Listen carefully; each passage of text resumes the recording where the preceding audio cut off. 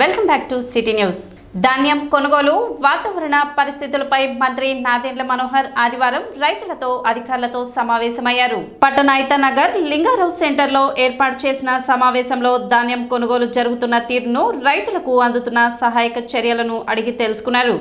మంత్రి నాదెండ్ల మనోహర్ మాట్లాడుతూ, వాతావరణం చూస్తుంటే ఆందోళన కలుగుతుందని రైతుల దగ్గరికి అన్ని చోట్ల పర్యటిస్తున్నామని, క్షేత్రస్థాయిలో దళారులు రైతులకు అనుమానాలు గురి చేస్తున్నారని, రైతుల పట్ల ప్రభుత్వం చిత్తశుద్ధితో ఉందని, రైతుల దగ్గర ఆఖరి బస్తా వరకు ధాన్యం కొనుగోలు చేస్తామని హామీ ఇచ్చారు.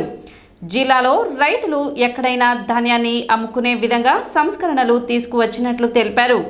రాష్ట్రం ఆర్థిక ఇబ్బందుల్లో ఉన్నా కూడా అమ్మిన ధాన్యం నగదు 48 గంటల్లోనే రైతుల ఖాతాలో జమ చేస్తున్నామని, కొంతమందికి గంటల్లోనే వారి ఖాతాల్లో పడ్డాయని తెలిపారు.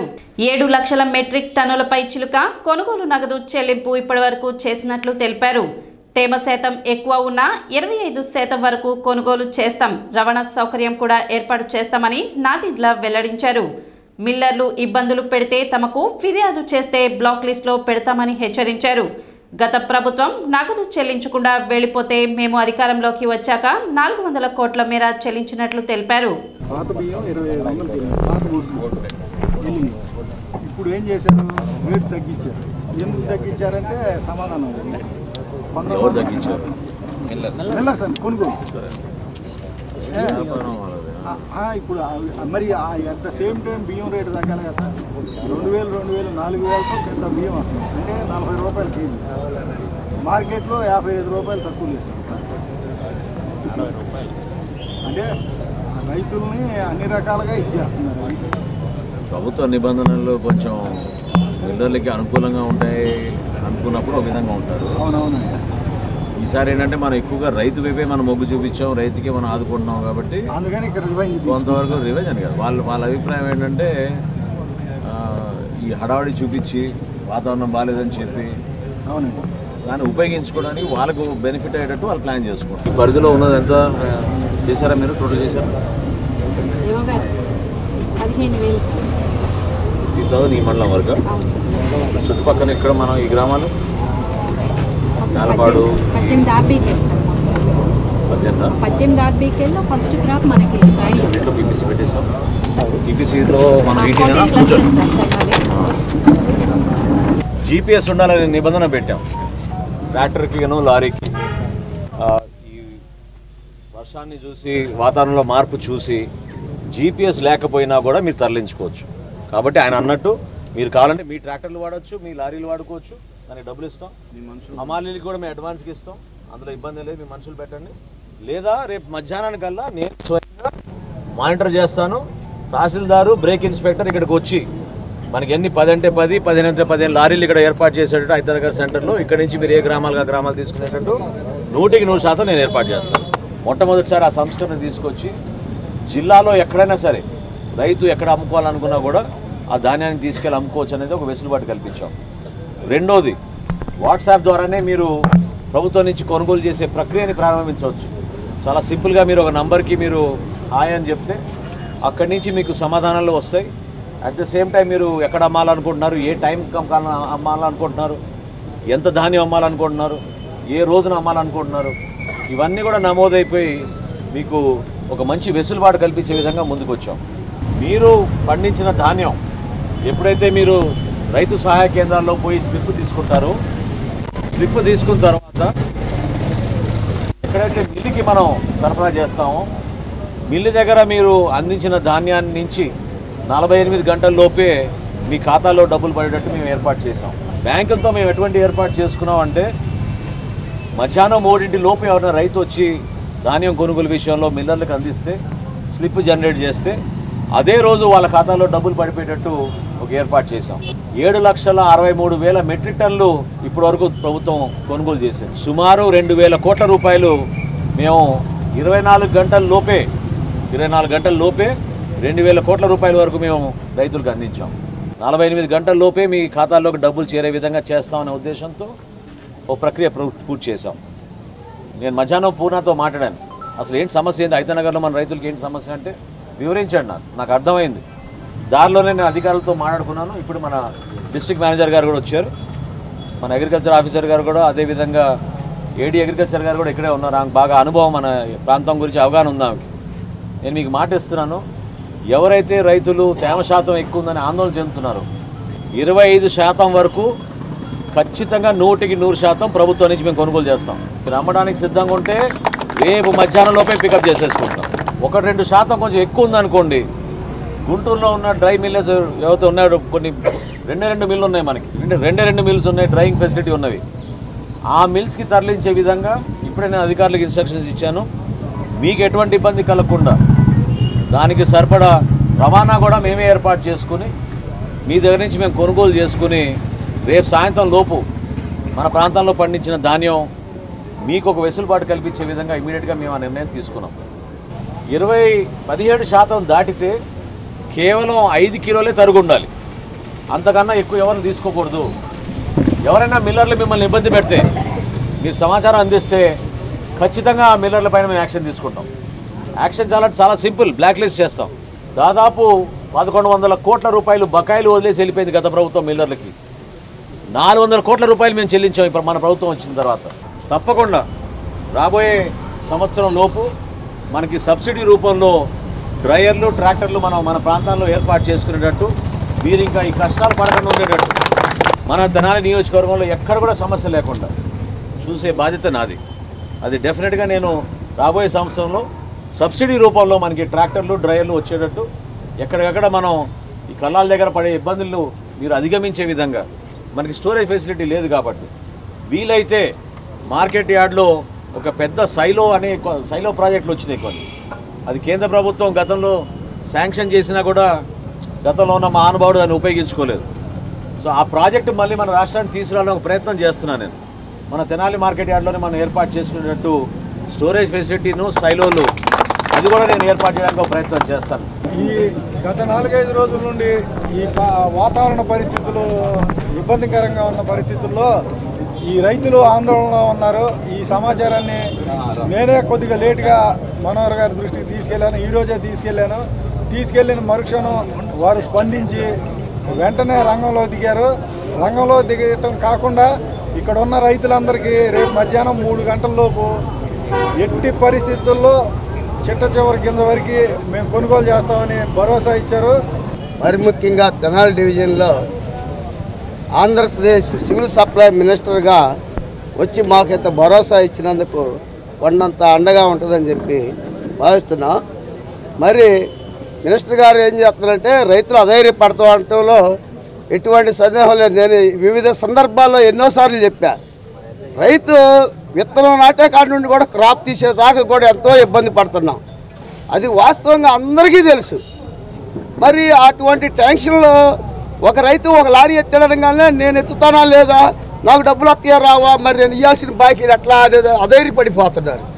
అటువంటి ధైర్యంలో ప్రభుత్వం మాకు వచ్చి ఏడకి మినిస్టర్ గారు వచ్చి మాకు ఈ ధైర్యం ఇచ్చినందుకు కొనకపోయి కూడా కొన్నంత ధైర్యంతో ముందుకెళ్ళగలుగుతామని చెప్పి మేము ఈ మీడియా మార్గంగా తెలియజేసుకుంటున్నాం. శ్రీ లక్ష్మీ పద్మావతి సమేత శ్రీ వెంకటేశ్వర స్వామి వారి దేవస్థానం వైకుంఠపురం నందు కార్తీక మాసం పురస్కరించుకొని సామూహిక సత్యనారాయణ స్వామి వ్రత మహోత్సవాలు నిర్వహించారు.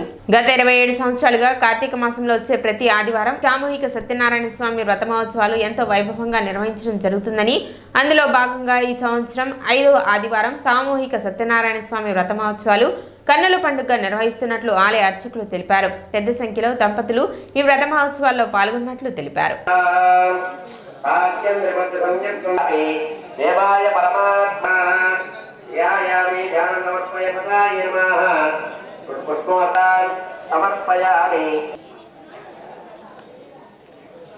సామూహికంగా చేసుకున్నాం కనుక అందరూ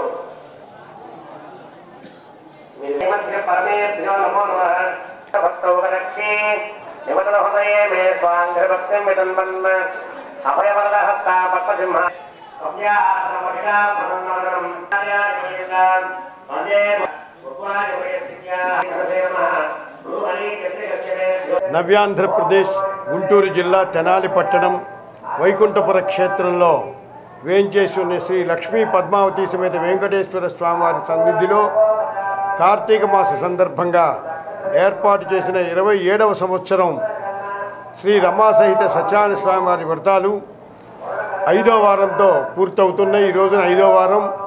సుమారు 81 మంది భక్తులు ఈ రోజున కూడా వ్రతంలో పాల్గొన్నారు.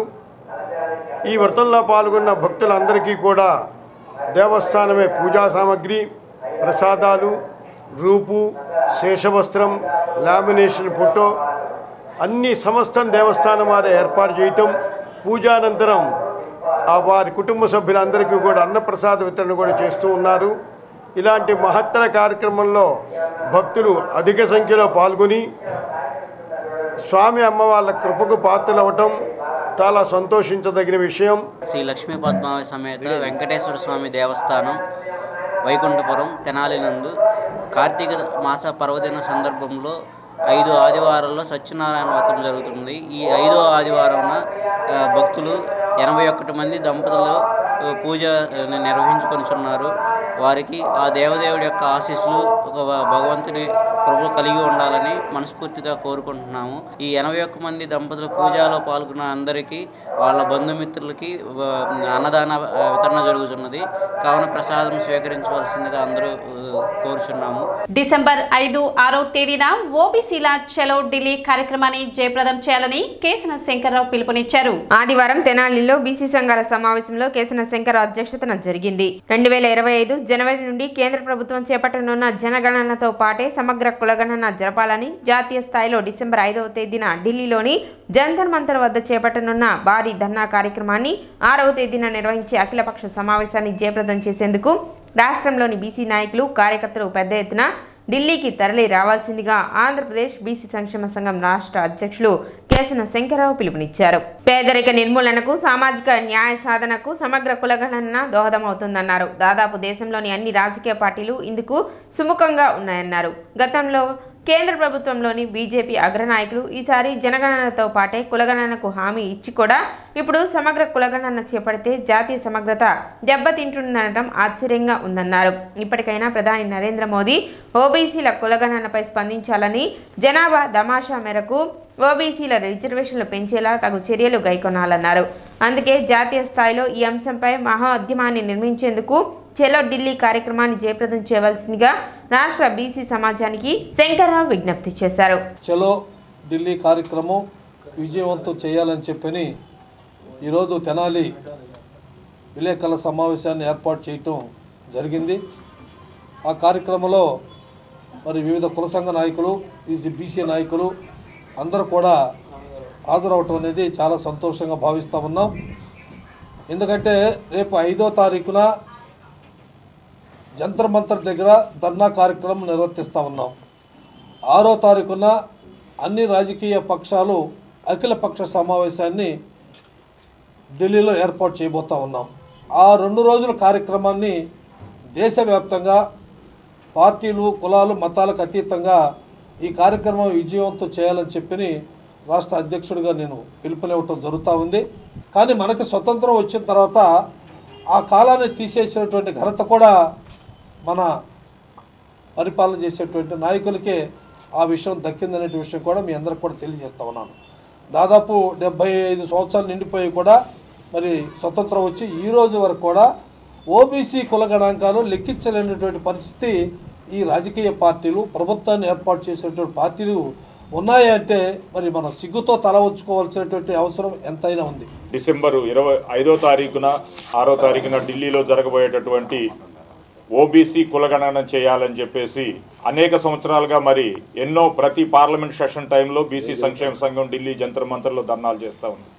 2025 అంటే మరి ఇంకా 1 నెలలో మనం ఎంటర్ అవబోతా ఉన్నాం. ఇప్పటి వరకు మాటలతోనే చెప్పడం జరిగింది. ఈ యొక్క సందర్భంలో స్పష్టమైన హామీ, రేపు జరిగే జనగణనలో సమగ్ర కుల జనగణన చేస్తామనే హామీ ఇవ్వకపోతే ఈ బీసీలందరూ కూడా ఒక్కటై ఉద్యమ రూపాన్ని దాలుస్తారని చెప్పేసి ఈ ప్రభుత్వాన్ని, రాష్ట్ర కేంద్ర ప్రభుత్వాలను హెచ్చరిస్తూ ఉన్నాం.